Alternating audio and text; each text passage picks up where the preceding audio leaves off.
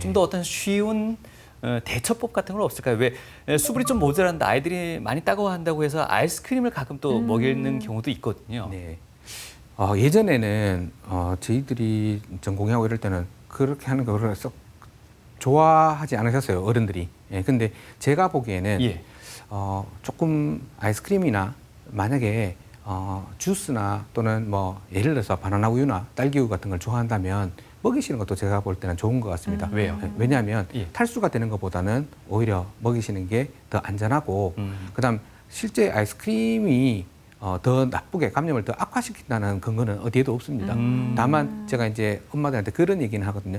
특정 상품이 그래서 그런데 쭈쭈바 같은 이제 물을 얼린 것보다는 네. 가능하면 우유나 크림을 얼린 것을 먹는 것들이 칼로리도 섭취하고 또 혹시나 이제 조금 영양 상태가 부족한 경우에는 못 먹었을 때는 흡수가 낫다. 다만 막 거기에 여러 가지 뭐 초코라든지 호두, 아몬드 이렇게 막 박혀 있는 거는 오히려 목에도 걸칠 수도 있고 또는 애기들이 알러지 있는 경우가 아직 모르는 경우에는 위험할 수 있으니까 제일 깨끗하게 아무것도 안 들어있는 뭐 바닐라 또는 딸기 맛 아이스크림 정도는 제가 볼 때는 안 먹는 것보다는 먹이시는 게 나쁘지 않을 것 같습니다. 저도 목이 한창 따가울 때는 수족구로 인해서 목이 따가울 때는 사탕을 먹기도 했거든요. 좀 단 사탕을 물고 있으면 좀 낫지 않을까 싶은데 오히려 침을 삼키는 것조차도 힘드니까 그 사탕도 별로 효과가 없더라고요. 네, 그 정도로 아프시면 사실은 입원해서 수액을 맞고 치료를 하는 경우가 많습니다. 예.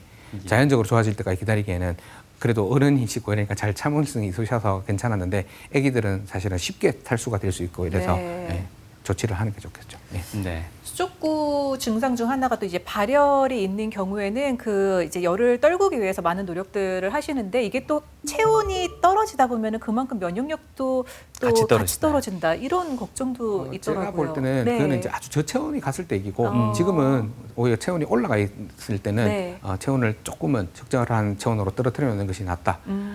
왜냐하면 열 자체도 애들한테 너무 힘들게 할 수 있고 또 어떤 애들은 고열 자체 나는 것만으로도 토하거나 이런 경우도 있고 또 심한 경우는 아까 보신 것처럼 경련하는 애들도 있기 때문에 그렇게 위험하게 두는 것보다는 적절한 체온으로 빨리 떨어뜨려 놓는 것이 낫다고 생각됩니다. 네.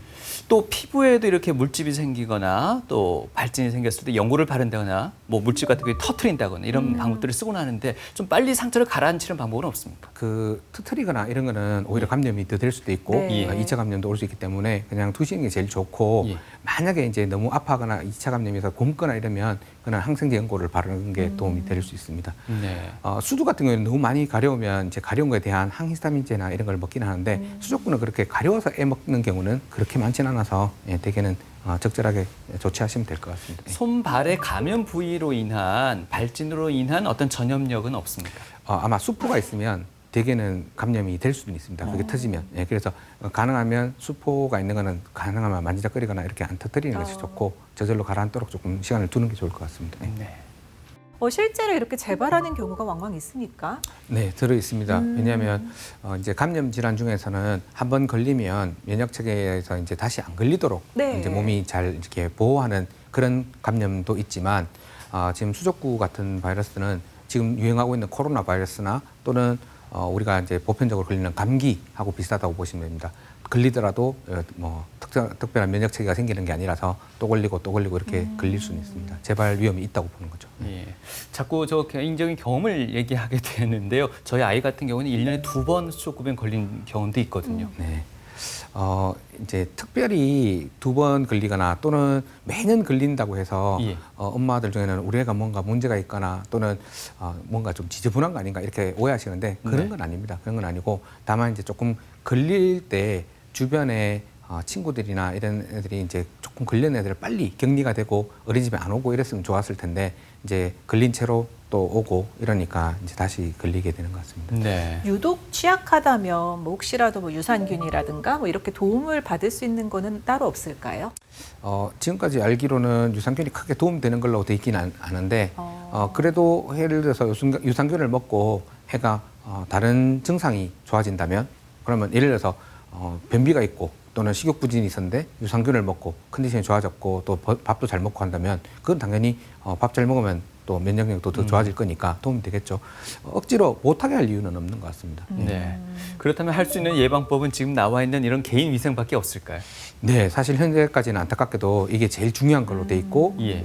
뭐 이것만 잘 지키면 또 괜찮은 걸로 돼 있기 때문에 손위생, 비누로 손 씻고 또는 손소독제를 활용해서 손 씻고 또 밖에 나갔다 오면 들어올 때는 세수하고 양치하고 이런 제일 기본적인 위생 상태를 유지하고 기침 예절 또 마스크 사용하는 거.